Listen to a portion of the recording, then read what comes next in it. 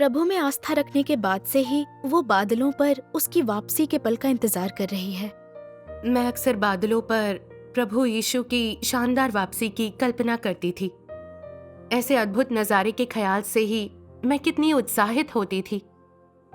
किसी को प्रभु की वापसी की गवाही देते सुनकर वो कलीसिया के दरवाजे बंद करने में एल्डर्स का साथ देती है, मगर फिर उसके साथ कई दुर्घटनाएं घटती हैं। मेरी चमकती पूर्वी बिजली का विरोध करने के बाद ही ये दुर्घटनाएं क्यों हुई? क्या सर्वशक्तिमान परमेश्वर सच में लौट कर आया प्रभु है? उसकी माँ सर्वशक्तिमान परमेश्वर के वचनों के भजन बजाती है, जिनका उस पर गहरा असर पड़ता है और वो इसकी छानबीन करना चाहती है। इतनी विद्रोही होने के बाद भी परमेश्वर ने मुझे त्यागा नहीं। परमेश्वर की कृपा से मैं उसकी वाणी सुनकर उसका स्वागत कर पाई। यह मेरे लिए परमेश्वर का महान प्रेम और उद्धार है।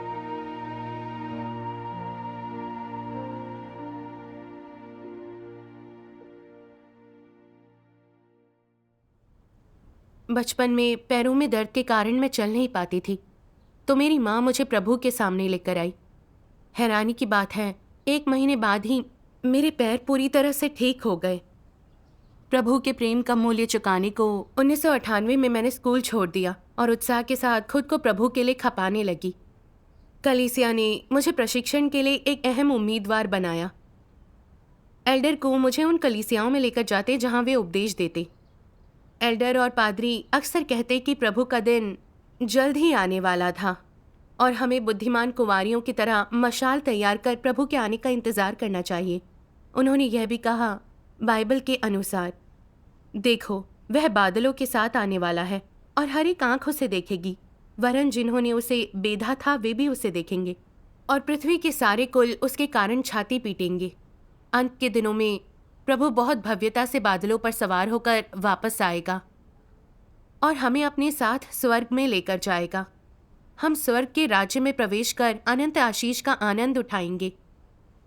अविश्वासी आपदाओं से घिरकर रोएंगे और अपने दांत पीसेंगे। एल्डर और पादरियों के जोशीले उपदेश सुनकर मैंने फौरन ऐसे शानदार नज़ारे की कल्पना की जिसमें हम सब प्रभु के इर्द गिर्द इकट्ठा होंगे जब वह बादलों पर सवार होकर धरती पर उतरेगा। आप सोच सकते हैं ऐसे अद्भुत नज़ारे के ख्याल से ही मैं कितनी उत्साहित होती थी। फिर 1999 में एक दिन सुबह एल्डर कू और एल्डर वांग ने सहकर्मियों की बैठक बुलाई और कहा, चमकती पूर्वी बिजली नाम की एक नई कलीसिया आई है जो कहती है कि प्रभु देह धारण करके वापस आ चुका है। वह परमेश्वर के घर से शुरू होने वाला न्याय कार्य कर रहा है। पर ऐसा कैसे हो सकता है? बाइबल में स्पष्ट लिखा है कि परमेश्वर बादलों पर उतरेगा। फिर भी वे कहते हैं कि प्रभु देह धारण कर वापस आ चुका है। यह बाइबल के अनुरूप नहीं है। आपको उनके उपदेश सुनने या किताबें पढ़ने से बचना चाहिए। उनकी मेज़बानी नहीं करनी चाहिए। जो उनकी मेज़बानी करेगा उसे कलीसिया से निकाल दिया जाएगा। तो एल्डर की ऐसी बातें सुनकर आपने क्या सोचा? उनकी बातें सुनकर मैंने सोचा, एल्डर बरसों से विश्वासी रहे हैं और बाइबल के जानकार हैं, तो वे सही ही होंगे। जब बाइबल में स्पष्ट कहा गया है कि प्रभु बादलों पर उतरेगा, तो उसने देह धारण कैसे किया होगा? मेरा आध्यात्मिक कद छोटा है, तो मुझे चमकती पूर्वी बिजली के लोगों के संपर्क में नहीं आना चाहिए। मगर कुछ समय बाद ही मेरे कई सहकर्मी और साथी विश्वासी चमकती पूर्वी बिजली से जुड़ गए थे। एल्डर वांग ने कहा, हमें इन सहकर्मियों और विश्वासियों से संबंध तोड़ लेने चाहिए। हमसे सारी कलीसियाओं में ये फैलाने को कहा कि कोई चमकती पूर्वी बिजली से ना जुड़े। इसके बाद मैंने सभी सभा स्थलों पर जाकर कलीसिया के दरवाजे बंद करने को कहा। मैंने बार बार इस पर जोर दिया, जब प्रभु आएगा तो वह बादलों पर आएगा, देह धारण करके नहीं आएगा। प्रभु के देह धारण की सभी अफवाहें झूठी हैं। यह सुनकर सभी विश्वासियों ने अपना सिर हिलाया, कहा कि अगर कोई उनसे सुसमाचार साझा करने आया तो वे उसे भगा देंगे। खोज किए बिना ही आंखें बंद करके विरोध और निंदा करने में एल्डरों का साथ देना क्या थोड़ा मनमाना नहीं था? हाँ, आपको नहीं लगा कि चमकती पूर्वी बिजली वाकई लौटकर आया प्रभु यीशु हुआ तो आप परमेश्वर का प्रतिरोध करेंगी? हाँ, तब मैंने इस बारे में ज्यादा नहीं सोचा। मुझे लगा मैं प्रभु के मार्ग की रक्षा कर रही हूँ। भाई बहनों को चमकती पूर्वी बिजली के उपदेश सुनने से रोकने के लिए मैंने भाग भाग कर कलीसिया के दरवाजे बंद कर दिए। मगर इतनी मेहनत के बाद भी कई सहकर्मी और विश्वासी चमकती पूर्वी बिजली के साथ जुड़ते जा रहे थे। ओह, एक दिन जब मैं एक सहकर्मी के घर पर थी तो उसने बताया कि सहकर्मी ली और दूसरे सदस्य चमकती पूर्वी बिजली की छानबीन कर रहे हैं। कुछ अन्य सहकर्मी और मैं फौरन उन्हें रोकने गए।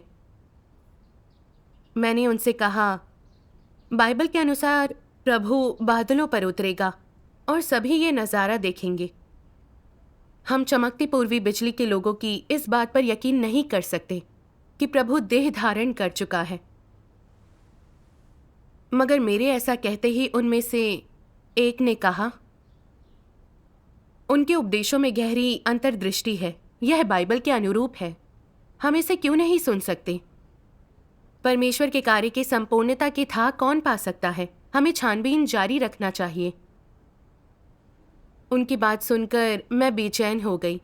मैं उनका विरोध जारी रखना चाहती थी कि तभी अचानक मेरा गला जाम हो गया और मैं बुरी तरह खांसने लगी। मेरा चेहरा लाल पड़ गया और आंखों से आंसू बहने लगे। मैं एक शब्द भी नहीं बोल पाई। सभी हैरानी से मुझे देख रहे थे। सहकर्मियों ने फौरन मुझे पानी पिलाया, पर पानी पीने के बाद भी मैं खांसती रही। मैं बेहद घबराई हुई थी और मैं लगातार प्रभु से मेरी खांसी रोकने की प्रार्थना करती रही। मेरी हालत देखकर दूसरे सहकर्मी ने बात करना जारी रखा, पर कुछ टिप्पणियों के बाद ही उन्होंने झटपट सभा खत्म कर दी। यह सब बेहद अटपटा था। सभा के बाद मैं सोचती रही। मैं प्रभु के मार्ग और झुंड की रक्षा कर रही थी, तो ऐसे अहम मौके पर मुझे खांसी का दौरा क्यों पड़ गया? प्रभु ने मेरी प्रार्थना क्यों नहीं सुनी? क्या मेरी बातें उसकी इच्छा के अनुरूप नहीं थी? कुछ समय बाद ही मैं बीमार पड़ गई। सिर और पेट में दर्द होने लगा, चक्कर आने लगे।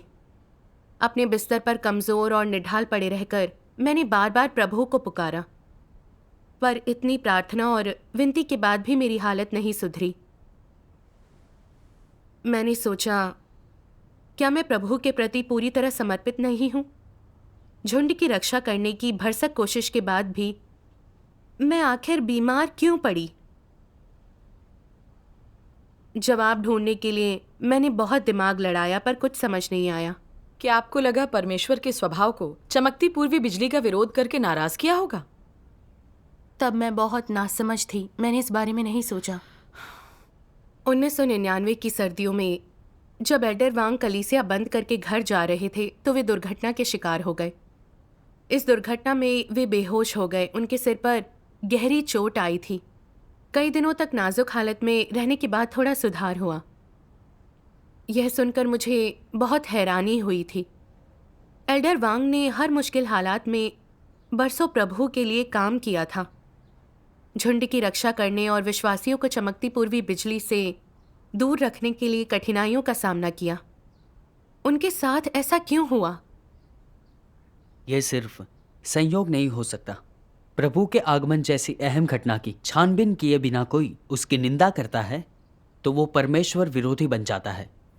हाँ, मगर तब मुझे एहसास भी नहीं हुआ कि चमकती पूर्वी बिजली के खिलाफ काम करना गलत था।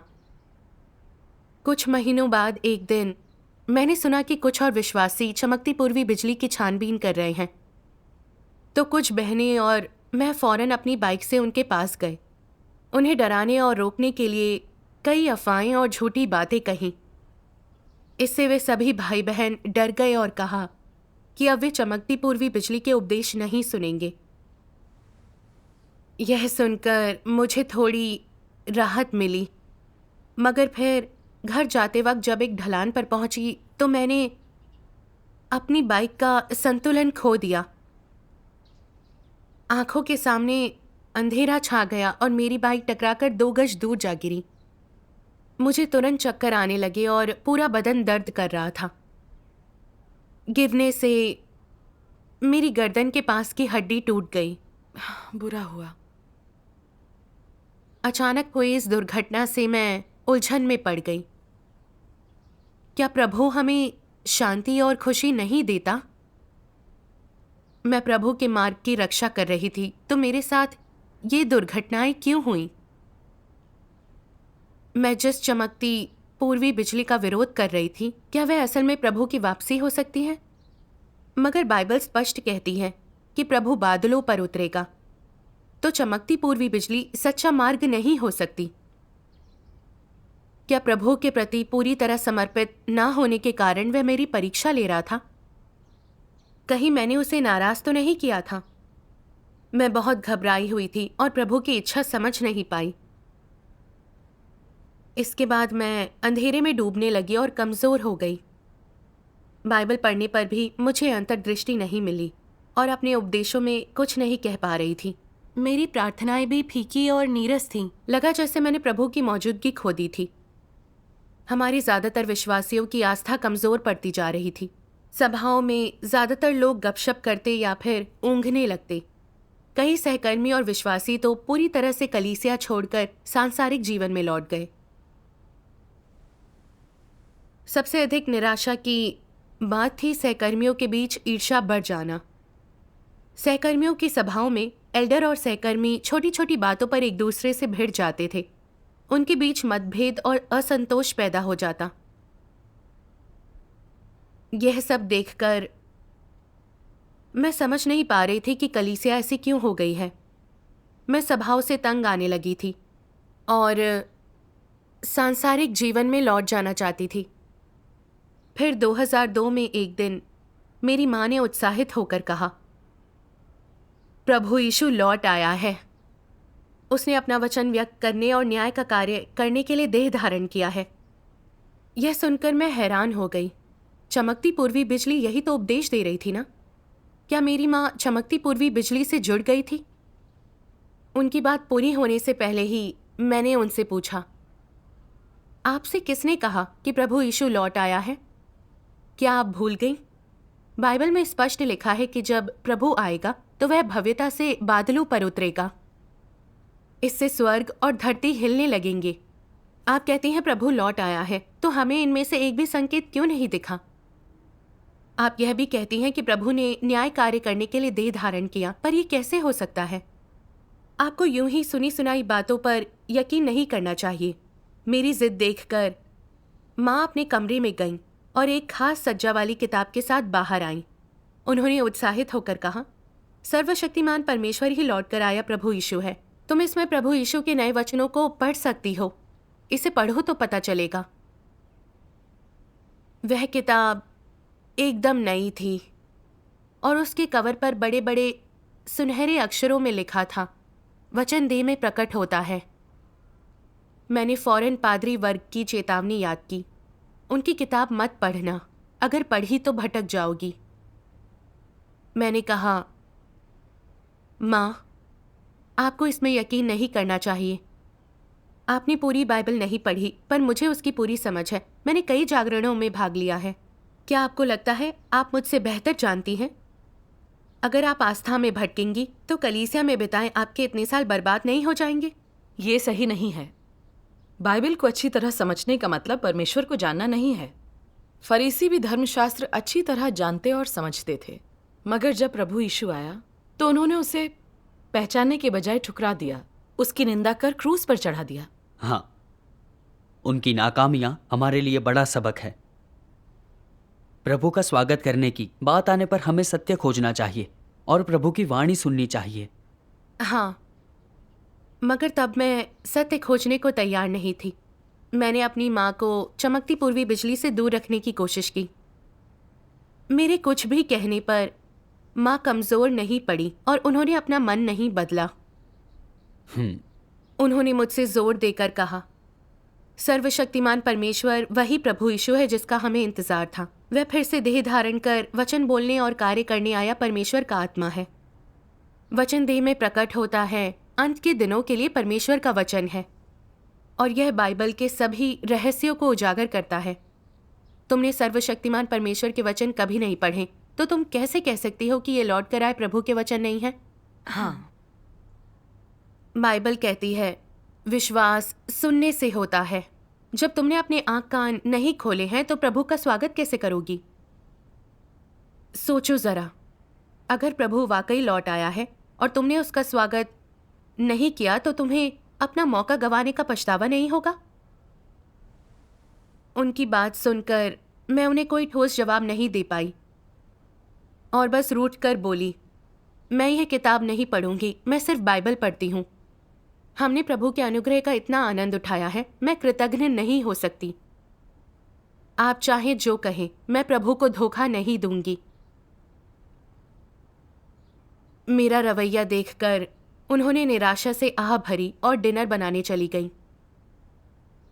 कुछ समय बाद ही मैंने किचन से आती संगीत की हल्की सी आवाज़ सुनी। गाने की धुन मुझे आकर्षित कर रही थी, पर सुनने पर एहसास हुआ कि हमने यह भजन पहले कभी नहीं सीखा। मैं जानती थी कि माँ वह भजन मुझे सुनाना चाहती है, तो मैं तुरंत वहाँ से निकल गई। इसके बाद मेरी माँ घर पर बहुत से भजन बजाने लगी। रात में मैं अक्सर उन्हें मेरे लिए रोते हुए प्रार्थना करते सुनती थी। उस वक्त मुझे लगा कि माँ बस अपने बारे में सोचती है। प्रभु के स्वागत की बात आने पर उन्होंने ज़रूर अच्छे से सत्य खोजा होगा। क्या चमकती पूर्वी बिजली सच में प्रभु यीशु की वापसी हो सकती है? वरना माँ अपनी प्रार्थनाओं में मेरे लिए इतनी चिंतित और बेचैन क्यों होती? मगर फिर मैंने एल्डर और पादरियों की बात याद कर प्रभु के मार्ग पर डटे रहने और कमज़ोर न पड़ने का संकल्प लिया। इसके बाद मैं अपनी माँ से और भी ज़्यादा दूर हो गई। एक दिन मैं लिविंग रूम में सोफे पर बैठी थी तो माँ ने अपने कमरे में एक भजन लगाया। भजन के बोलों ने मेरा ध्यान खींचा।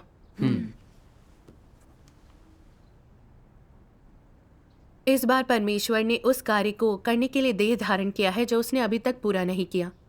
वह इस युग का न्याय और समापन करेगा, मनुष्य को कष्टों के अंबार से बचाएगा, मानवता को पूरी तरह से जीतेगा और लोगों के जीवन स्वभाव को बदलेगा। मनुष्य को दुखों और रात की तरह काली अंधेरी दुष्ट ताकतों से मुक्त कराने और इंसान की खातिर कार्य करने के लिए परमेश्वर ने कितनी ही रातें करवटें बदलते हुए बिताई हैं। इस इंसानी नरक में रहने के लिए वह उच्चतम स्थान से निम्नतम स्थान पर अवतरित हुआ है। परमेश्वर ने मनुष्यों में फैली मलिनता को लेकर कभी शिकायत नहीं की है, न ही उसने कभी इंसान से ज़्यादा अपेक्षा की है, बल्कि अपना कार्य करते हुए परमेश्वर ने बेहद शर्मिंदगी झेली है। परमेश्वर ने मनुष्य जाति के सुख चैन के लिए धरती पर आकर भयंकर अपमान सहा और अन्याय झेला है और इंसान को बचाने के लिए खुद शेर की मांद में प्रवेश किया है। कितनी ही बार उसने सितारों का सामना किया है, भोर में प्रस्थान किया और सांझ को लौटा है। उसने चरम यंत्रणा सही है और लोगों के द्वारा तोड़े कुचले जाने के दंश को झेला है। परमेश्वर इस मलिन धरती पर आया है और वह चुपचाप गुमनाम रहकर लोगों के विध्वंस और दमन को झेल रहा है। फिर भी उसने ना तो कभी पलटकर वार किया है और ना ही उसने लोगों से अधिक अपेक्षाएं की। उसने इंसान के लिए हर आवश्यक कार्य किया है, लोगों का शिक्षण प्रबोधन किया है, उन्हें फटकार लगाई है और अपने वचनों से उन्हें शुद्ध किया है। साथ ही उन्हें याद दिलाया, समझाया, उन्हें दिलासा दी है, उनका न्याय किया है। उसका हर कदम लोगों के जीवन के लिए होता है, उन्हें शुद्ध करने के लिए होता है। लोगों की भविष्य की संभावनाओं और नियति को अपने हाथ में लेने के बावजूद परमेश्वर सब कुछ इंसान के लिए ही करता है। उसका हर कदम उनके अस्तित्व की रक्षा के लिए होता है, ताकि धरती पर लोगों को एक सुंदर गंतव्य प्राप्त हो सके। आमीन। आमीन। इस भजन के बोल मेरे दिल को पूरी तरह छू गए। मैं सोचने लगी, प्रभु यीशु ने मानव जाति को छुटकारा दिलाने के लिए देह धारण किया। सत्ताधारी पार्टी ने उसका पीछा कर उस पर अत्याचार किए। धार्मिक दुनिया ने उसकी निंदा कर उसे अलग कर दिया। आम लोगों ने उसका मजाक उड़ाया और उसे बदनाम किया। उसके पास आराम की जगह या अपना घर तक नहीं था। फिर भी उसने लोगों को पोषण देने, उन्हें रोग मुक्त करने और राक्षसों को निकालने के लिए सत्य व्यक्त किया। आखिर में मानव जाति की खातिर शाश्वत पाप बलि के रूप में क्रूस पर चढ़कर पूरी मानवता को पाप से छुटकारा दिलाया। हाँ। जब मैंने मानव जाति के लिए प्रभु के प्रेम को याद किया और इंसान के हाथों उस पर किए अत्याचार से उसकी तुलना की, तो मेरा सुन्न और कठोर दिल पूरी तरह हिल गया और मेरी आंखों से आंसू बहने लगे। क्या सर्वशक्तिमान परमेश्वर सच में लौट कर आया प्रभु यीशु है? परमेश्वर के सिवाय कौन ऐसे वचन व्यक्त करेगा इंसान के लिए, और कौन ऐसी कीमत चुकाएगा? हाँ। इसके बाद मैंने एक और भजन सुना। निर्दोष आखिरकार सुन्न हो चुके हैं। परमेश्वर क्यों उनके लिए चीजों को मुश्किल करे? कमजोर मनुष्य में दृढ़ता की बहुत कमी होती है। परमेश्वर क्यों उसके लिए अदम्य क्रोध रखे? कमजोर और निर्बल मनुष्य में थोड़ा सा भी जीवट नहीं है। परमेश्वर क्यों उसकी अवज्ञा के लिए उसे झिड़के? स्वर्ग में परमेश्वर की धमकियों का कौन सामना कर सकता है? आखिरकार मनुष्य नाजुक है।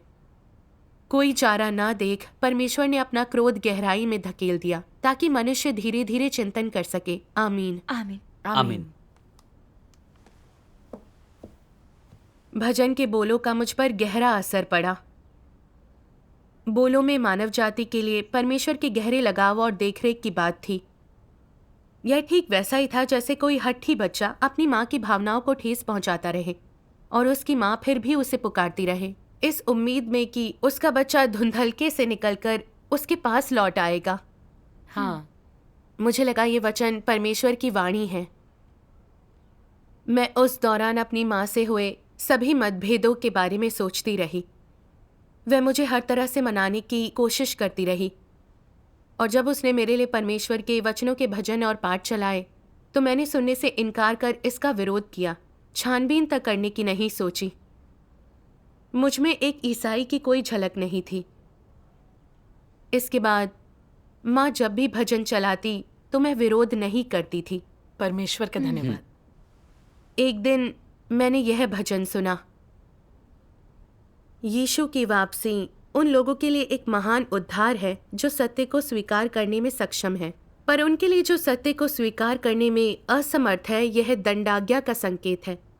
तुम लोगों को अपना स्वयं का रास्ता चुनना चाहिए। पवित्र आत्मा के खिलाफ निंदा और सत्य को अस्वीकार नहीं करना चाहिए।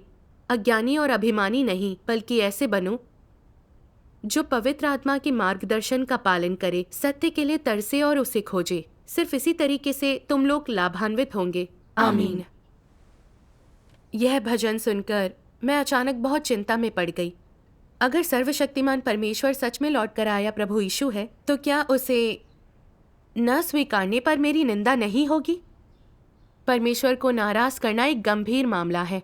यह ऐसा पाप है जिसकी माफी किसी दुनिया में नहीं मिलेगी। मैंने प्रभु यीशु की यह बात भी याद की। धन्य है वे जो धार्मिकता के भूखे और प्यासे हैं, क्योंकि वे तृप्त किए जाएंगे। आमीन। प्रभु यीशु ने हमें सिखाया कि सत्य खोजने और उसे पाने की चाह होने पर ही हमें परमेश्वर से प्रचुर पोषण मिल सकता है। लेकिन अगर मैंने चमकती पूर्वी बिजली की छानबीन की और छली गई, तो क्या मेरी इतने बरसों की आस्था बेकार नहीं हो जाएगी? मैं सोचती रही, पर कोई फैसला नहीं कर पाई। तो मैंने प्रभु से प्रार्थना की, हे प्रभु, मैं बड़ी उलझन में हूं। ये वचन तुम्हारी वाणी लगते हैं, पर मुझे डर है कि अगर ऐसा नहीं है तो मैं तुम्हें धोखा दे बैठूंगी। प्रभु, मुझे यकीन नहीं है कि तुम सर्वशक्तिमान परमेश्वर के रूप में वापस आए हो। अगर यह सच में तुम्हारा कार्य है तो मुझे प्रबुद्ध करो। अगर नहीं तो फिर अडिग रहने में मेरी मदद करो। आमीन। कुछ दिन बाद माँ ने फिर से वचन देह में प्रकट होता है निकालकर मुझसे कहा, सर्वशक्तिमान परमेश्वर के वचन अच्छे से पढ़ो, फिर तुम्हें यकीन हो जाएगा वह लौट कर आया प्रभु यीशु है। छानबीन नहीं करोगी तो कैसे पता चलेगा वह लौट कर आया प्रभु है या नहीं? यह प्रीति भोज है। सिर्फ देखती रहोगी और खाना चखोगी नहीं तो कभी उसका स्वाद नहीं जान पाओगी। हम सच्चे परमेश्वर में विश्वास रखते हैं, तो फिर तुम्हें किस बात का डर है? मैं तुम्हारी माँ हूं। तुम्हें लगता है मैं तुम्हें कोई नुकसान पहुंचाऊंगी? माँ की बातों में दम था और फिर मैंने सोचा यह सच है। मैंने पादरियों और एल्डरों की बात मानी है, उन्हीं की बातें ही दोहराई हैं। कभी चमकती पूर्वी बिजली के उपदेश या सर्वशक्तिमान परमेश्वर के वचन नहीं पढ़े, तो कैसे पता चलेगा कि सर्वशक्तिमान परमेश्वर ही लौट कर आया प्रभु यीशु है? हाँ। क्या बाइबल पढ़कर ही मैंने यह पुष्टि नहीं की थी कि प्रभु यीशु ही उद्धारक है? यह सोचकर मैंने किताब उठाई और उसे पलटकर देखने लगी। मैंने सर्वशक्तिमान परमेश्वर के वचन देखे। शायद सत्य के मार्ग को सुनकर और जीवन के वचन को पढ़कर तुम विश्वास करते हो कि इन 10,000 वचनों में से सिर्फ एक ही वचन है जो तुम्हारे दृढ़ विश्वास और बाइबल के अनुसार है, और फिर तुम्हें इन 10,000 वचनों में खोज करते रहना चाहिए। मैं अब भी तुम्हें सुझाव देता हूं कि विनम्र बनो, अति आत्मविश्वासी ना बनो और अपनी बहुत बड़ाई ना करो। परमेश्वर के लिए अपने हृदय में इतना थोड़ा सा आदर रखकर तुम बड़े प्रकाश को प्राप्त करोगे। यदि तुम इन वचनों की सावधानी से जांच करो और इन पर बार बार मनन करो, तब तुम समझोगे कि वे सत्य हैं या नहीं, वे जीवन है या नहीं। आमीन। आमीन। इस जोशीले उपदेश को पढ़कर मैं घबराने और डरने लगी। क्या ये वाकई परमेश्वर के वचन हो सकते हैं? वरना इसमें ऐसा क्यों कहा जाता कि यह जीवन के वचन और सत्य का मार्ग है? और क्यों लोगों को 10,000 में से एक वचन की भी जांच करने की सलाह दी जाती जो उनकी धारणाओं और बाइबल के अनुरूप हो? मैंने छानबीन करने का फैसला किया, वरना प्रभु का स्वागत करने का मौका चूक जाने पर पछतावे के लिए बहुत देर हो चुकी होगी। मन बना लेने के बाद मैंने पढ़ना जारी रखा। तभी मेरे सामने यह अंश आया। सर्वशक्तिमान परमेश्वर कहते हैं, मुझे उम्मीद है कि परमेश्वर के प्रकटन के आकांक्षी सभी भाई बहन इतिहास की त्रासदी को नहीं दोहराएंगे। तुम्हें आधुनिक काल के फरीसी नहीं बनना चाहिए और परमेश्वर को फिर से सलीब पर नहीं चढ़ाना चाहिए। तुम्हें सावधानी पूर्वक विचार करना चाहिए कि परमेश्वर की वापसी का स्वागत कैसे किया जाए, और तुम्हारे मस्तिष्क में यह स्पष्ट होना चाहिए कि ऐसा व्यक्ति कैसे बना जाए जो सत्य के प्रति समर्पित होता है। ये हर उस व्यक्ति की जिम्मेदारी है जो यीशु के बादल पर सवार होकर लौटने का इंतजार कर रहा है। हमें अपनी आध्यात्मिक आंखों को मलकर उन्हें साफ करना चाहिए और अतिरंजित कल्पना के शब्दों के दलदल में नहीं फंसना चाहिए। हमें परमेश्वर के व्यावहारिक कार्य के बारे में सोचना चाहिए और परमेश्वर के व्यावहारिक पक्ष पर दृष्टि डालनी चाहिए। खुद को दिवा स्वप्नों में बहने या खोने मत दो। सदैव उस दिन के लिए लालायित न रहो जब प्रभु यीशु बादल पर सवार होकर अचानक तुम लोगों के बीच उतरेगा और तुम्हें, जिन्होंने उसे कभी जाना या देखा नहीं और जो नहीं जानते कि उसकी इच्छा कैसे पूरी करें, ले जाएगा। अधिक व्यावहारिक मामलों पर विचार करना बेहतर है। आमीन। इसे पढ़कर मैं थोड़ी उलझन में पड़ गई। बाइबल में स्पष्ट कहा गया है कि प्रभु पूरी भव्यता के साथ बादलों पर लौटेगा। तो इस अंश में ऐसा क्यों कहा गया है? हमें अपनी आध्यात्मिक आंखों को मलकर उन्हें साफ करना चाहिए और अतिरंजित कल्पनाओं के शब्दों के दलदल में नहीं फंसना चाहिए। खुद को दिवा स्वप्नों में बहने या फिर खोने मत दो। सदैव उस दिन के लिए लालायित न रहो जब प्रभु यीशु बादल पर सवार होकर अचानक तुम लोगों के बीच उतरेगा। क्या प्रभु वाकई बादलों पर वापस नहीं आया? यहाँ चल क्या रहा था? मैं बार बार इस बारे में सोचती रही पर समझ नहीं पाई।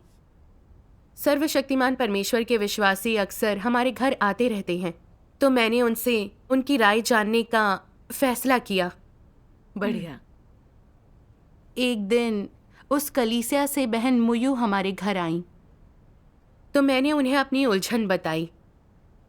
उन्होंने मुस्कुराकर जवाब दिया, यह सच है कि बाइबल में प्रभु के बादलों पर लौटने की बात कही गई है, पर जहाँ तक प्रभु के वापस आने की बात है, बाइबल में बादलों पर उनके आने की भविष्यवाणी के अलावा अन्य भविष्यवाणियाँ भी हैं। जैसे बाइबल कहती है, क्योंकि जैसे बिजली पूर्व से निकलकर पश्चिम तक चमकती है, वैसे ही मनुष्य के पुत्र का भी आना होगा।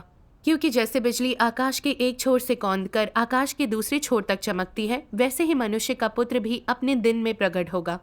परंतु पहले अवश्य है कि वह बहुत दुख उठाए और इस युग के लोग उसे तुच्छ ठहराएं। और तुम भी तैयार रहो, क्योंकि जिस घड़ी तुम सोचते भी नहीं, उसी घड़ी मनुष्य का पुत्र आ जाएगा। यदि तू जागृत ना रहेगा तो मैं चोर के समान आ जाऊंगा, और तू कदापि ना जान सकेगा कि मैं किस घड़ी तुझ पर आ पड़ूंगा। देख, मैं चोर के समान आता हूँ। आधी रात को धूम मची, देखो दूल्हा आ रहा है, उससे भेंट करने के लिए चलो। यह भी है, देख मैं द्वार पर खड़ा हुआ खटखटाता हूँ। यदि कोई मेरा शब्द सुनकर द्वार खोलेगा तो मैं उसके पास भीतर आकर उसके साथ भोजन करूंगा और वह मेरे साथ। आमीन। इन पदों में प्रभु बार बार इस पर क्यों जोर दे रहा है? मनुष्य के पुत्र का आना, मनुष्य का पुत्र आ जाएगा और मनुष्य का पुत्र अपने दिन में प्रकट होगा। मनुष्य का पुत्र का अर्थ क्या है? इसका अर्थ है परमेश्वर की आत्मा का देह धारण करके मनुष्य का पुत्र बनना। सिर्फ परमेश्वर की आत्मा को मनुष्य का पुत्र नहीं कहा जा सकता। सही कहा। फिर प्रभु बार बार यह भी कहता है कि वह चोर के समान वापस आएगा, और कहता है आधी रात को धूम मची। इससे पता चलता है जब प्रभु वापस आएगा तो वह चुपचाप गुप्त रूप से आएगा और देह धारण करके मनुष्य का पुत्र बनकर गुप्त रूप से उतरेगा। किसी को पता भी नहीं चलेगा कि हुआ क्या है।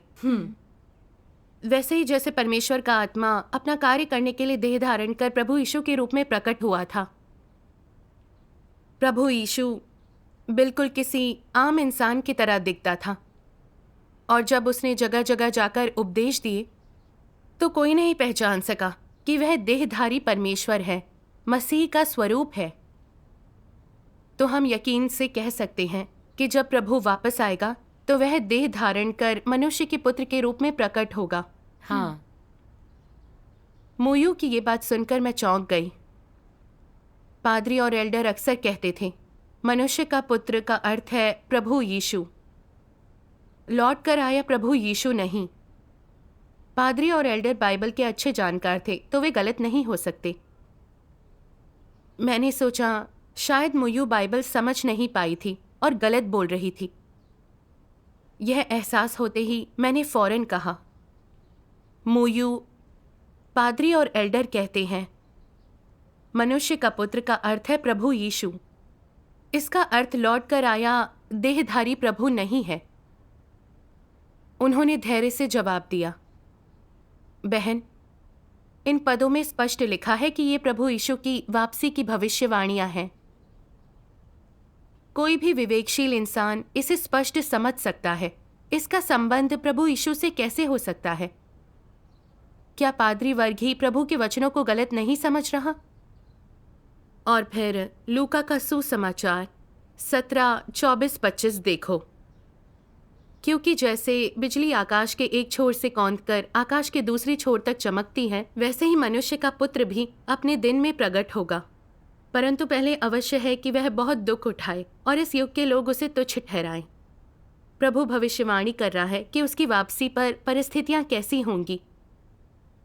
अगर प्रभु पूरी भव्यता के साथ बादलों पर वापस आएगा तो निश्चित रूप से सभी लोग डर जाएंगे और जमीन पर गिर पड़ेंगे।